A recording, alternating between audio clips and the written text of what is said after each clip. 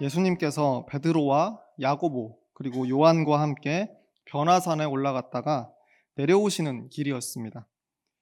나머지 제자들이 남아 있었는데 산에 올라가지 않고 땅에 남아 있었는데 그때 사람들 사이에 둘러싸여 있는 겁니다. 그것을 내려오시는 길에 목격하셨다라고 되어 있습니다. 자세히 보니 서기관들과 함께 말싸움 중이었다라는 겁니다. 사람들 사이를 지나서 제자들에게 예수님께서 다가가십니다. 그래서 이게 무슨 일이냐라고 자초지종을 물어보시는 거죠. 그랬더니 주변에 있던 사람들 중에서 한 남자가 일어나서 이 상황이 어떻게 된 것인지, 왜 이렇게 다들 이렇게 소요하고 있는지에 대해서 설명하기 시작했습니다. 그게 우리가 함께 읽었던 오늘 본문 마가복음 9장에 나오는 말씀입니다.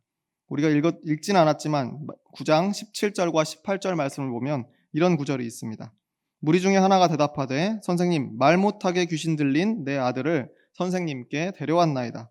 귀신이 어디서든지 그를 잡으면 거꾸러져 거품을 흘리며 이를 갈며 그리고 파리해지는지라.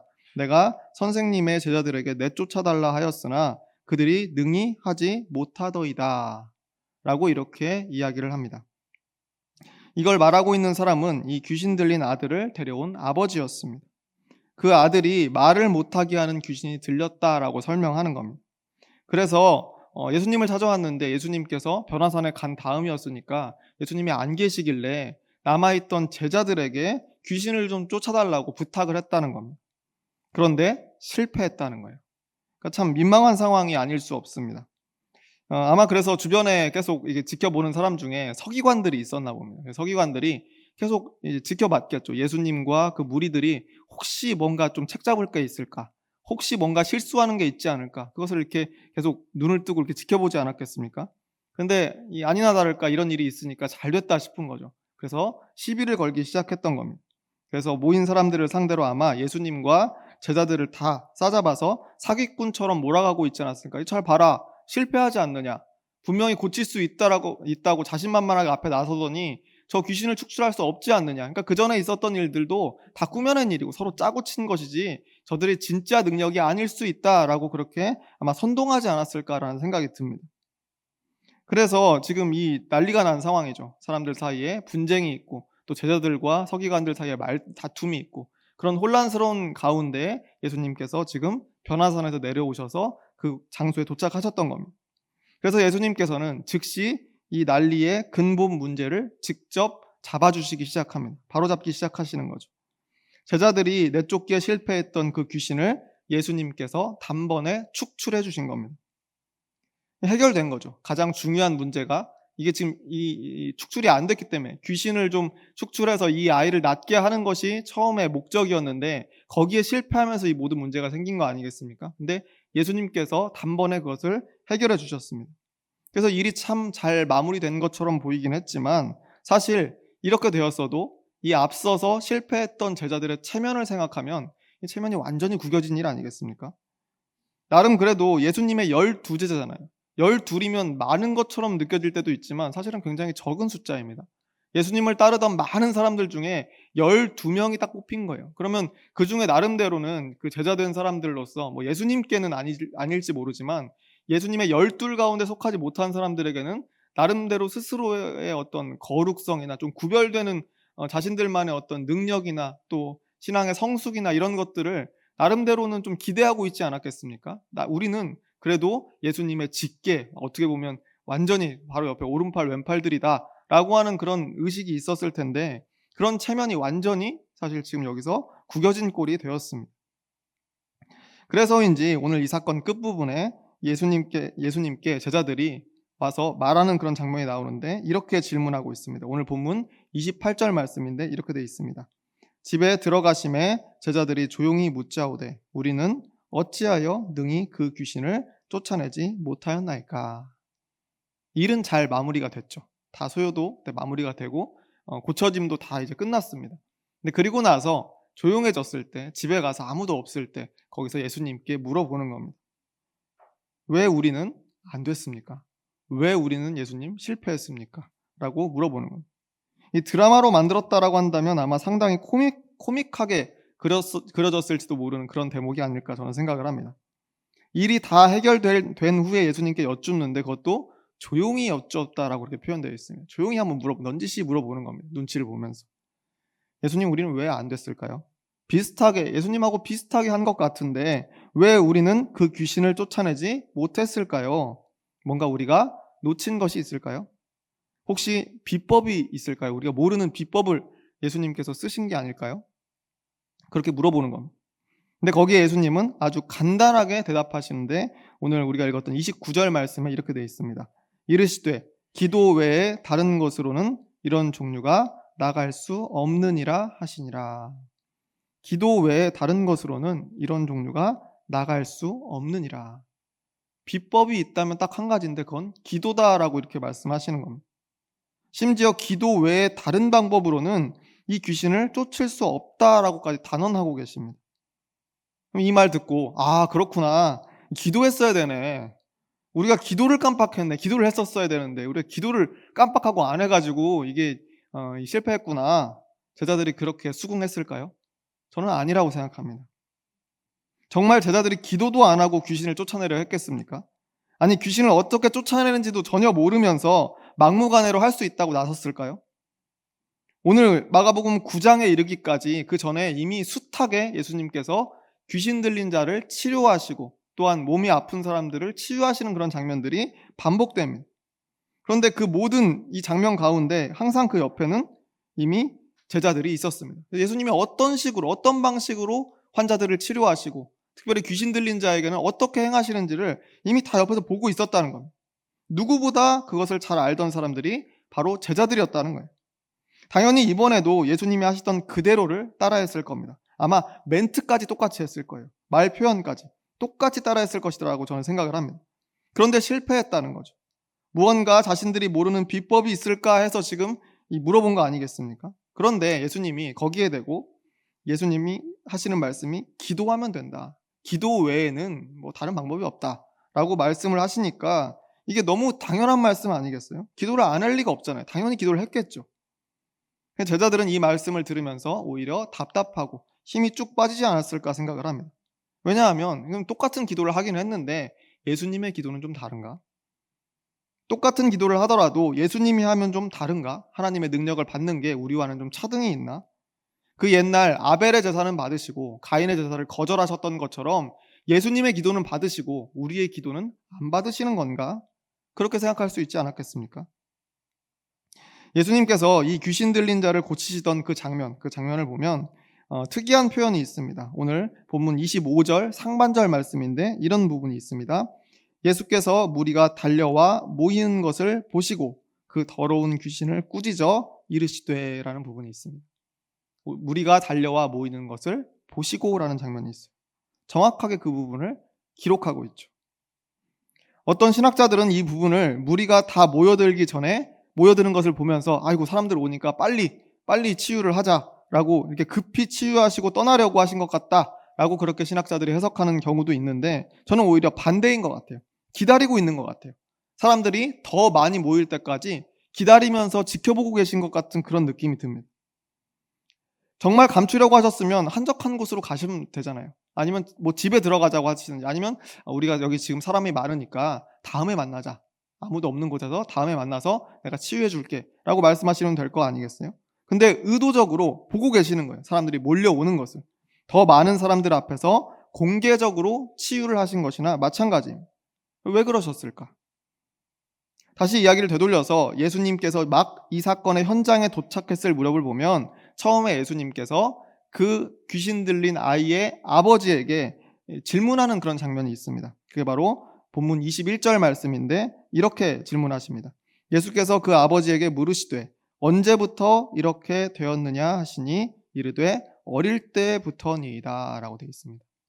언제부터 이랬느냐라고 질문하셨는데 그것에 대해 아버지가 대답하기를 어릴 때부터, 아주 어릴 때, 지금도 아이이지만 뭐 나이를 알 수는 없습니다. 그러나 아주 갓난 아이 때부터, 아주 어렸을 때부터 계속 이렇게 귀신 들린 상태였습니다 라고 그렇게 대답하는 겁니다. 말도 못하고 거품을 무는 증상을 아주 어릴 때부터 겪으면서 살아왔다라고 하는 겁니다. 얼마나 힘이 들었겠습니까? 그 아이도 힘들었겠지만 그 주변에 있던 모든 사람들이 얼마나 안타까워했겠습니까? 이 증상이 오래된 만큼 그 이웃들까지도, 가족뿐만이 아니라 이웃들까지도 아마 이 사람의, 저 집의 아들이 귀신 들렸대, 저 집의 아들에게 귀신이 있대라고 하는 그 사실이 널리 알려졌을 겁니다.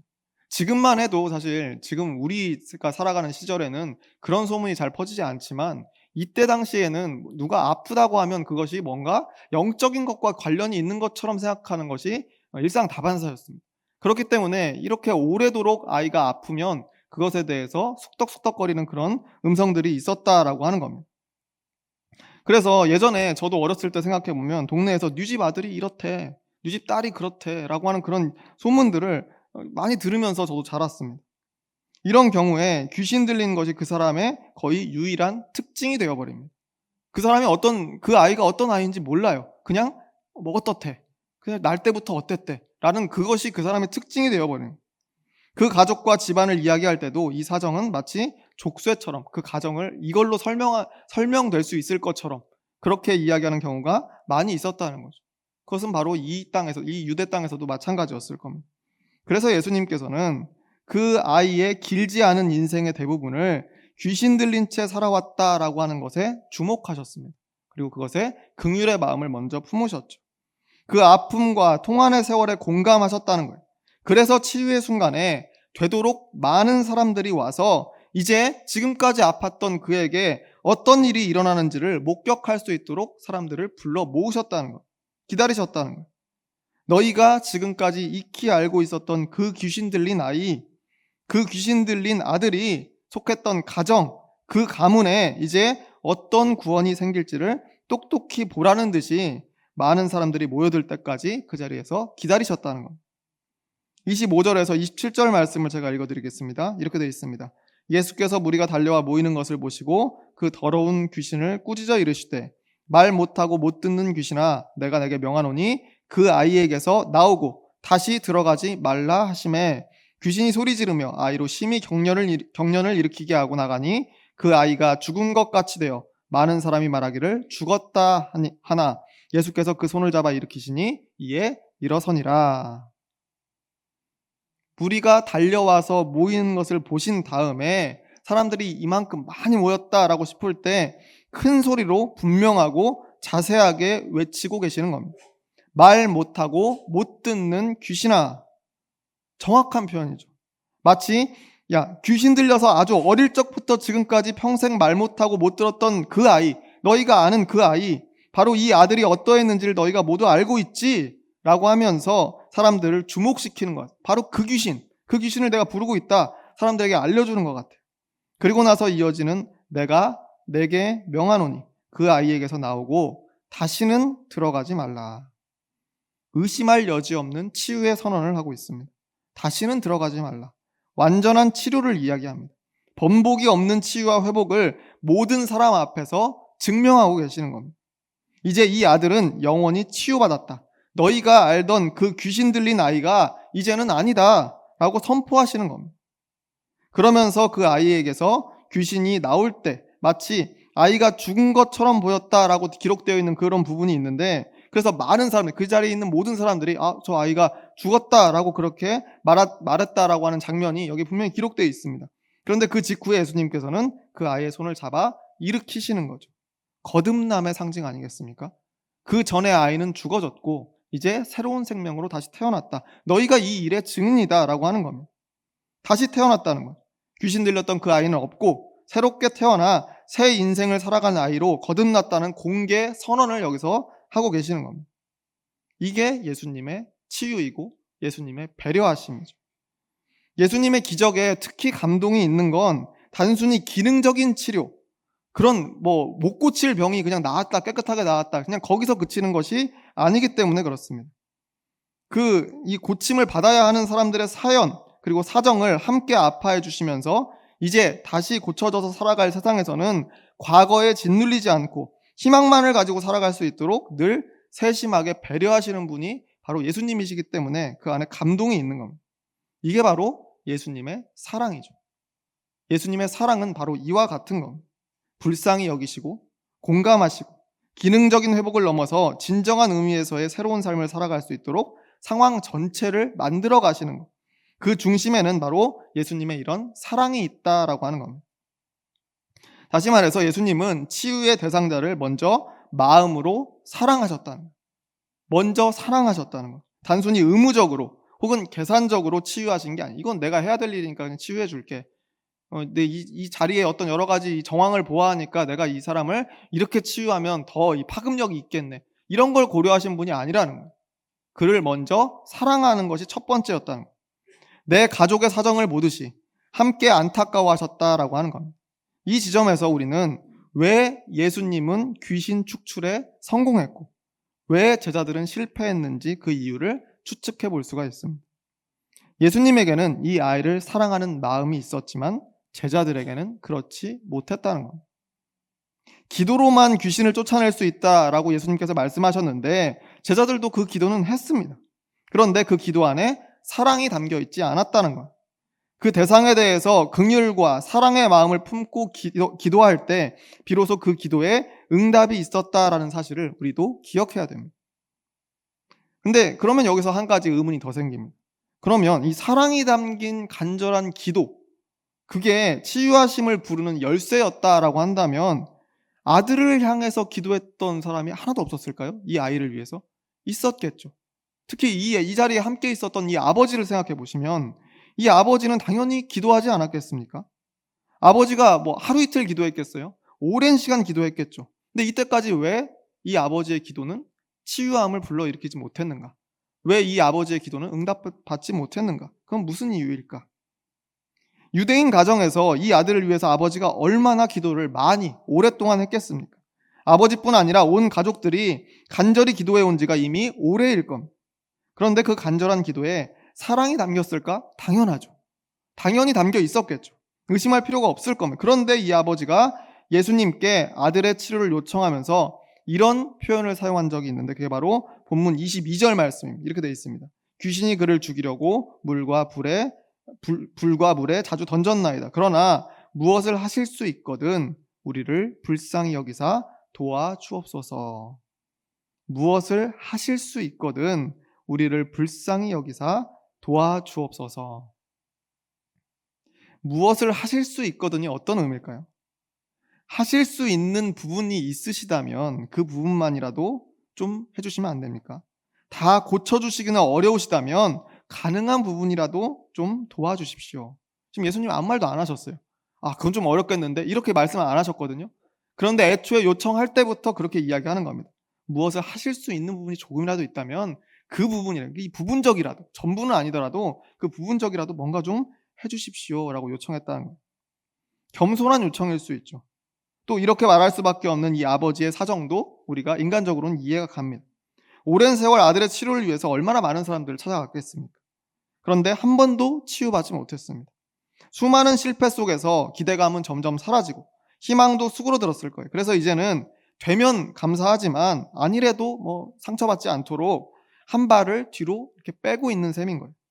그래서 혹시 도와주실 수 있는 부분이 있다면 좀 부탁드립니다. 할 수 없다 하셔도 괜찮습니다. 그러니까 부담 없이 한번 봐주십시오. 할 수 있는 것이 있는지 라고 하면서 정중하게 요청하는 거 아니겠습니까? 그런데 예수님께서는 뜻밖의 강렬한 대답을 여기서 주고 계십니다. 23절 말씀인데 이렇게 되어 있습니다. 예수께서 이르시되 할 수 있거든이 무슨 말이냐? 믿는 자에게는 능히 하지 못할 일이 없느니라 하시니 라고 되어 있습니다. 할 수 있거든이 무슨 말이냐? 믿는 자에게는 능히 하지 못할 일이 없느니라. 분명 여기서 우리가 음성을 듣지는 못했지만 이 전체적인 흐름을 볼 때 여기서 예수님은 이 아버지를 나무라고 계시는 것 같아요. 혼내고 계시는 것 같아요. 예수님이 이 아버지의 사정을 미처 헤아리지 못하셔서 이렇게 혼내셨을까요? 이렇게 감정적으로 말씀하셨을까요? 아니 해볼 것 다 해봐도 고칠 수 없었던 그간의 세월이 있잖아요. 그럼 어떻게 매번 계속 반드시 치유될 것이라고 하는 그 믿음을 어떻게 계속 가질 수 있었겠습니까? 이 아버지가. 되면 좋겠지만 아니어도 더 나빠지는 것은 없다. 이렇게 마음 먹어야 살 수 있는 거지. 매번 믿고 매번 기대했다가 매번 실망한다면 어떻게 삶을 살아갈 수 있겠냐는 말씀입니다. 좀 소극적으로 보이기는 해도 좀 답답해 보이기는 해도 확신이 좀 옅어졌을 뿐이지 그래도 어쨌든 믿음이 있으니까 예수님을 찾아온 거 아니겠어요? 이렇게 부탁도 하고 있는 거 아니겠냐는 말이에요. 그간의 세월에 대한 공감과 위로를 주실 법도 한데 예수님께서는 이 본문 속에서 아주 분명하게 훈계하고 계시는 겁니다. 할 수 있거든이 무슨 말이냐? 그게 무슨 말이냐? 믿는 자에게는 능히 하지 못할 일이 없는 것 모르냐? 다시 말해서 너에게는 왜 그런 작은 믿음만 있느냐라고 말씀하시는 것 같아요. 반드시 낫게 될 것이라고 확실하게 믿어야 될 거 아니냐라고 그렇게 하시는 말씀처럼 보이는 거예요. 믿음이 있기는 있는데 그 양이 좀 충분치 못한 것처럼 우리가 느껴집니다. 마치 더 큰 믿음을 요구하시는 것처럼 그렇게 보인다는 거예요. 그런데 누가복음에 보면 예수님과 제자들이 믿음에 관해서 이렇게 대화했던 적이 있습니다. 누가복음 17장 5절에서 6절 말씀인데 제가 읽어드리겠습니다. 사도들이 주께 여짜오되 우리에게 믿음을 더하소서 하니 주께서 이르시되 너희에게 겨자씨 하나일 만한 믿음이 있었더라면 이 뽕나무더러 뿌리가 뽑혀 바다에 심기어라 하였을 것이요 그것이 너희에게 순종하였으리라. 잘 아는 말씀 아니겠습니까? 믿음의 양에 관한 대화죠. 믿음의 크기에 대한 대화입니다. 예수님께 제자들이 요청합니다. 믿음을 더해 주십시오. 내 믿음을 키워 주십시오. 라고 요청합니다. 그런데 예수님의 그 대답은 너희에게 겨자씨 하나일 만한 믿음이 있었더라면입니다. 크기가 중요하냐? 아니다. 믿음의 크기가 아니라 너희에게 믿음이 있느냐 없느냐가 중요하다. 그렇게 말씀하시는 거예요. 너희는 너희에게 믿음이 있기는 있는데 작다고 생각하지만 내가 볼 때는 없는 것이다라는 거예요. 애초에 작은 믿음, 큰 믿음이 따로 있는 것이 아니라 믿음이라고 하는 것은 있거나 없거나 둘 중에 하나라는 의미입니다. 믿음이 있기만 있으면 그것이 아무리 작아 보인다고 할지라도 있을 수 없는 기적이 생긴다는 거예요. 불가능해 보이는 일들이 가능케 된다는 말씀인 겁니다. 다시 말해서 믿음은 크기로 가늠하는 것이 아니라 그저 믿음이 있느냐 없느냐로 평가된다는 거예요. 무엇을 하실 수 있거든 도와주소서라고 하는 이 말은 믿음이 있기는 있지만 적은 게 아니고 그냥 믿음이 없는 것이라는 이야기입니다. 이 귀신 들린 아이의 아버지는 믿음이 있기는 있었으나 그 믿음이 너무 작았다? 아니라는 거예요. 그가 가진 것은 혹시 고쳐질지 모른다는 기대였지 믿음이 아니었습니다. 반드시 고쳐지고 말 것이다. 이 일은 무조건 이루어진다라고 하는 것이 믿음인데 그 믿음은 없었다는 겁니다. 믿음은 크고 작음이 있어서 내 작은 믿음을 키워가는 것이 아니다라는 말씀입니다. 믿음이라는 것은 있느냐 없느냐로만 나뉠 수 있다는 거예요. 믿음은 조금씩 키워서 성장시키는 것이 아니라 결정하는 거라는 거예요. 작정하는 거예요. 하나님이 하시리라 믿겠다라고 결단하는 것이 믿음이라는 겁니다. 그래서 예수님은 아주 단호한 어조로 말씀하고 계시는 겁니다. 23절 이하를 다시 한번 우리 한 목소리로 읽어보겠습니다. 시작. 예수께서 이르시되 할 수 있거든이 무슨 말이냐 믿는 자에게는 능히 하지 못할 일이 없느니라 하시니 그랬더니 아이의 아버지가 대답합니다. 24절 말씀인데 이렇게 되어 있습니다. 곧 그 아이의 아버지가 소리를 질러 이르되 내가 믿나이다. 나의 믿음 없는 것을 도와주소서 하더라 라고 기록되어 있습니다. 내가 믿나이다. 나의 믿음 없는 것을 도와주소서. 믿는 자가 되라는 예수님의 말씀에 그렇게 하겠다고 큰 소리를 질러서 대답하고 있습니다. 그리고 이전에 자신의 믿음 없음에 대해 고백하고 도와달라라고 이 아버지가 요청하고 있는 거죠. 이 아버지의 기도에는 기도했겠죠. 많이 기도했습니다. 그 기도 안에는 분명히 사랑이 담겨 있었습니다. 그리고 그 사랑을 담아 기도하기는 했는데 그 기도가 반드시 응답되리라는 믿음이 부재했다는 겁니다. 되면 좋고 안 되면 어쩔 수 없다라고 하는 것, 그것은 적은 믿음이 아닙니다. 그냥 믿음의 부재입니다. 없는 거죠. 믿음이 없는 겁니다. 믿음은 결정해야만 생기는 겁니다. 믿기로 작정했을 때만 생기는 겁니다. 뭐 이렇게 조금씩 스며들고 이런 게 아닌 거예요. 천천히 키워가는 것이 아니라 어느 순간에 내가 그렇게 하기로 결단하는 것, 그 결단 위에 피어내는 기도여야 그 기도가 하나님 기적의 통로가 된다는 말씀, 치유와 회복의 열쇠가 된다는 말씀을 예수님께서 전하고 있는 겁니다. 이제까지 이 아버지는 수없이 기도해 왔을 겁니다. 아버지니까, 아이를 사랑하니까 그 사랑을 담아서 간절한 마음으로 기도했을 겁니다. 그런데 치유의 응답이 일어나지 않았죠. 예수님의 기도와 이 아버지의 기도의 결정적인 차이는 바로 믿음이 담겼느냐 아니냐에 있었다는 겁니다. 믿음의 결단이 있었느냐 아니냐의 차이가 이 결정적인 차이를 만들어냈다는 겁니다. 결국 예수님의 간단한 대답, 기도 외에 다른 것으로는 이런 종류가 나갈 수 없느니라. 에서 그 기도라고 하는 것은 이루어질 것을 믿는다고 결단하는 것에서부터 출발하는 그런 기도였습니다. 그 믿음 위에 피어낸 기도만이 귀신을 축출할 수 있었고 아이를 치유할 수 있었다라고 하는 겁니다. 또한 그 아이의 인생과 애타는 그 아버지의 마음과 그 가족의 말 못할 아픔을 공감해주고 이해하고 배려하고 보살피는 그 예수님의 사랑이 이 기도 안에 담겨 있어야 했다라고 하는 겁니다. 예수님께서는 너무 간단하게 그것을 기도라고 표현하셨지만 그 기도가 단순히 형식적인 기도에 그치지 않으려면 그 기도의 그 기반이 믿음에 있어야 되고 그 기도 안에는 진심 어린 사랑이 담겨 있어야 된다라고 하는 것을 이 말씀을 통해 풀어 설명하시는 것이나 마찬가지입니다. 그러면 그 기도는 하나님께 응답되는 기도가 된다는 거예요. 믿음 위에 서 있는 기도, 또 그 기도 안에 사랑을 담고 있는 기도, 그런 기도라고 한다면 하나님께 응답되는 기도가 된다는 겁니다. 그런 기도 외에 다른 것으로는 이런 종류의 치유는 불가능하다는 말씀입니다. 그런 기도 외에는 안 된다는 거예요. 제자들도 나름대로 기도했습니다. 그 아버지도 나름대로 기도해 왔지만 모두 치유에 실패했던 것은 믿음과 사랑을 담은 예수님의 기도와 질적인 차이가 있었기 때문입니다. 저는 이 말씀이 우리의 기도 생활에도 도전을 주는 말씀이 아닐까 생각해 봅니다. 지금 우리는 2025년의 절반을 보내고 있고 또 한 해의 남은 절반을 기대하면서 이 예배를 드리고 있습니다. 저는 이 말씀이 하필 이 시기에 우리를 찾아온 이유가 있을 것이다 라고 저는 그렇게 고백합니다. 아마 이 하반기를 우리 기도 생활의 성숙을 위한 기간으로 삼아라 라고 하는 하나님의 뜻이 이 안에 담겨 있지 않을까 보는 겁니다. 할 수 있거든 도와주십시오. 거기서 그치는 그런 기도가 되면 안 되겠죠. 할 수 있거든 도와주십시오. 믿음 없이 형식적으로 드리는 기도가 아니라 나부터 저 스스로 그렇게 생각했습니다. 이건 된다. 하나님이 이루신다. 확신하면서 팔 걷어붙이고 기도하는 삶을 살았으면 좋겠다. 스스로에게 그렇게 되뇌어 봤습니다. 저도 제 스스로의 기도의 생활을 반성을 해보면 그럴 때 참 많이 있었던 것 같아요.